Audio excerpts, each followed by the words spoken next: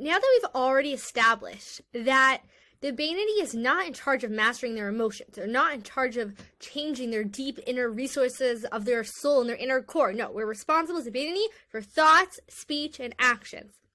So now that we've established that, we want to understand why the emotional realm is left for the tzaddik and how the tzaddik actually is able to turn the darkness of the evil of the animal soul into goodness, into light, how they are able to have that full-on emotional mastery. So first of all, we're just establishing it's not within our power to change our deep core of our animal soul's emotions. It's not our job. And so when I'm like, oh, I can't believe I feel like that again, ultimately the Alter is going to tell us that's ego. It's about not knowing my place in the world. Because when I'm actually able to acknowledge that's not my job, it's just humbling and good to know, It's like, okay, so I feel that way again. So what? Meaning, my emotions don't say that much about me. Like, ugh, I don't like another person. What's wrong with me? That's a type of inner dialogue the Alter is trying to cut short. So I feel how I feel. Okay, I'm not the tzaddik. I'm going to have, that heart monitor up and down beep of emotions. And that is A-okay. You are allowed to be emotionally fluctuating. You're allowed to have emotions that are not towards godliness. That's okay. You are the Bainani. Okay. So we have the power to choose not to indulge in something, but that doesn't mean we'll be disgusted by it. Out of the Tziddikim's great love for God, they detest evil. They actually are disgusted by it. The Bainani can awaken the love of God and therefore choose to resist, but the emotional connection and longing is still present. So let's give an example of someone who's trying to get off sugar, because that's always me. Like every 2 weeks I'm like, I'm off sugar. So what happens is I might be able to have the self-mastery to resist, but it doesn't mean I'm not emotionally connected. Oh, I'm very emotionally connected to that babka. So with the tzaddik, though, their ability to resist actually comes from their disgust in anything that isn't godliness. So when they resist a sin, it's not just coming from a place of like, okay, self-control, fight your lips, clench your fists. No, I'm not going there. It's actually coming from a place of they're actually repulsed by it.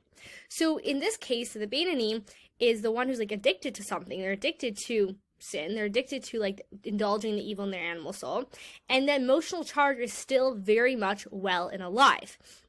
So even though, they might have the power to resist, it doesn't mean it's easy. So now we're going to talk about having a tzaddik experience, right? Everyone wants a nice vacation, somewhere hot, somewhere warm, somewhere beautiful. The Alter is giving us a different type of havaya, of experience. This is the tzaddik experience, and it's definitely a vacation for the soul. It is out of the tzaddik's great love for God they detest evil.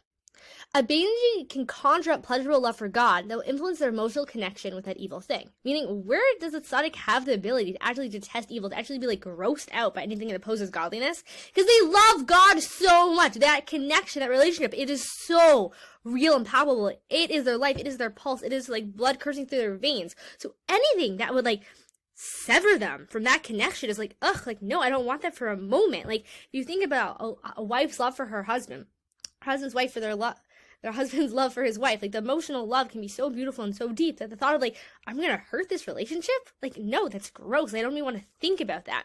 So a tzaddik is able to have that great love, that pleasurable love, and that leads to the test of evil.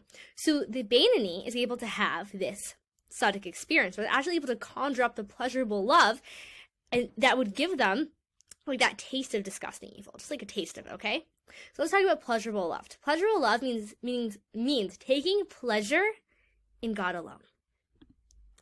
The sages of blessed memory said, "You shall see your next world in your lifetime." What are they talking about? If a person's pleasure is in this world, is in the worship of God alone, and he has no desire for self-gratification, they are having a world to come experience in this world. Meaning, we've talked about that both essences of both of our souls, animal soul and the godly soul, the keter, the panimis, the inner aspect is tainuk. It's pleasure. Pleasure is what runs us. So either my pleasure could be in self-gratification and physical things in this world, or my pleasure is in God. And pleasurable love is having pleasure in God alone. That doesn't mean you don't eat the cake. Oh yeah, you definitely eat that cake. But it's like, I'm enjoying God in the cake. Or, you're just pushing your child on the swings, and you're not just enjoying that, the worldly love of just like a mother and a child. It's like, I'm enjoying the divinity in this moment. My pleasure is in God. And so the reason it's called, a world to come experience is that level of pleasure is of just love, pleasure, and just God alone is an experience that most people are not able to have in this world. That's what we call like the world to come experience. That's how you're able to experience the world to come in this world. The world to come, like the physical pleasure of the animal soul, is non-existent. There's no animal soul. You're just the godly soul. And so that's delight in the world to come. But if someone's able to tap into that here, now we're talking. So a person can conjure this up from their own efforts, meaning the person can work towards, I want to have this pleasurable love, but they can't reach it on their own. It's kind of like you could reach the 49th level, but to get to the 50, to actually like go into the thing, Hashem has to give it to you as a gift. Meaning, yes, it comes from a person's own efforts. You have to work for it, but you can't achieve it unless Hashem gives you that pleasurable love as a gift. As the verse states, I've given you the service of priesthood as a gift, the kahuna. Where priesthood is the metaphor for the love of God. We know the kahanim are always associated with love, with ahava, with chesed.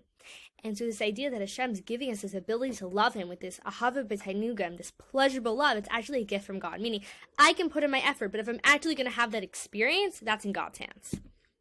Remember, being able to capture our emotions and conquer the emotions is not our job. So can I do the intellectual work together? Can I meditate on God's goodness and how the only true pleasure is God, the only true life is God?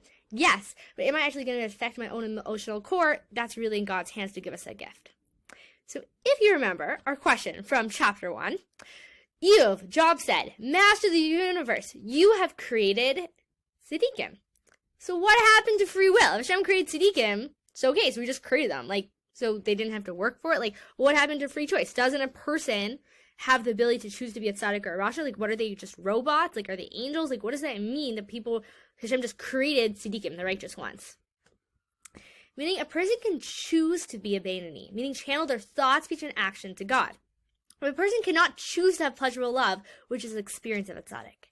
They can do the necessary meditation. They can think about how Hashem is the only true pleasure and God is my life all day long. But if they're actually going to have that emotional tzaddik experience, remember, because that's really the inner core of the soul turning from darkness to light, that's in God's hands, right? Because the ability to change our own inner emotional core, actually change it, transform it, that's a God's gift to us. That's not what we've established. That's really God's business, not my business. So if Hashem wants to give me that gift, woohoo! My hands are wide open. I'm all for it. But really, that's not my concern. My concern is doing the meditations that could get me there. So that's why Eov is saying you created tzaddikim, because only Hashem can create a tzaddik. A person can do the inner work through their own free will to get there, but if they're actually going to reach there, that's God's business. Every soul has a unique disposition and style of divine service according to its mission in this world, meaning some souls are going to be given that gift and some aren't, because we're supposed to have different missions here. If we remember, the Jewish people are compared to one body. So thank God my ear does not do what my foot does, because I'm happy they're unique. I'm happy there's some diversity, because we all need to serve different functions. And so when we look at the Jewish people, we're like, ugh, why are they like that? Why are they like that? Why can't we all just be the Achdus? Why can't we all just be one? That's not Achdus. Then we're all just going to be a bunch of ears. No, we have to be unique. Part of being the part of the Jewish people is we all are going to be unique, because we all have unique missions in this world. Let's look at this quote from the Zohar. Among the souls of Israel, there are many levels and types. Chassidim, the pious ones. Giborim, the strong ones. Who overpower their evil inclination. Masters of the Torah, Nevi'im, prophets, and tzaddikim, right? There's all these different types for different reasons. These are different soul missions. Meaning, if you aren't granted the gift of pleasurable love and you aren't granted the gift of becoming tzaddik, it's all good. That's not your soul's mission. The point is not for you to serve God through being a tzaddik, it's to serve God through being a Beinoni, to do what's within my power, my thought, speech, and action. And if I'm going to have that pleasurable love experience, now of course it's beautiful and be grateful for it and humbled by it, but my job is not, that's not in my control. And really, happiness comes from doing what's in my control and trusting. And so really, we're just really owning the Beinoni experience here. Meaning we're saying, yes, can I have a tzaddik experience? Yes, it's going to be beneficial. I'm going to do the best I can to conjure up that pleasurable love. And just that meditation alone is going to benefit me. We'll talk later about future benefits of that. But I have to accept and appreciate the job of the Beinoni is not to be freaked out and to detest the evil in my soul because I couldn't turn it over to good. No, that's not my job. My job is to choose God in thoughts, speech, and actions and do what's actually in my control. And Hashem is going to give me the gift of turning the darkness within me to light. I'm a chaya. Beautiful. That's amazing. That's a tzaddik experience. But at the end of the day, like you said, Hashem creates tzaddikim. God creates tzaddikim. And so really that's out of my realm of control. And no matter what state I'm in, I can always serve God. Like the story of Rav Zusha of Anapoli, that he was in a situation where he felt sad, someone was with him, they felt sad they couldn't serve God, because they couldn't put on tefillin because there was a foul smell in the room.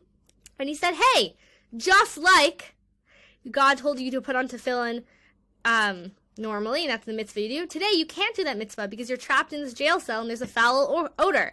And so therefore, you're serving God by not putting on tefillin. And the person they were so happy, they started jumping and dancing around the room of the prison. And the prison guards are like, hey, why are they so happy? Like, because there's that bucket in the middle of the room. So, let's take out the bucket. Let's take out the foul odor.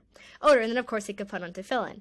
And the moral of the story that I take from it is really, we can always serve God. That's what the Alter Rebbe is telling us. We can always serve God. It doesn't matter what level I'm at. In that moment, I can choose to serve God. And so not the only way to serve God is through perfectionism of being tzaddik and transforming my darkness into light. Through the spiritual state I'm at right here in this moment, I have the ability to serve God to my utmost ability. Thank you for taking the time to learn the Daily Tanya together.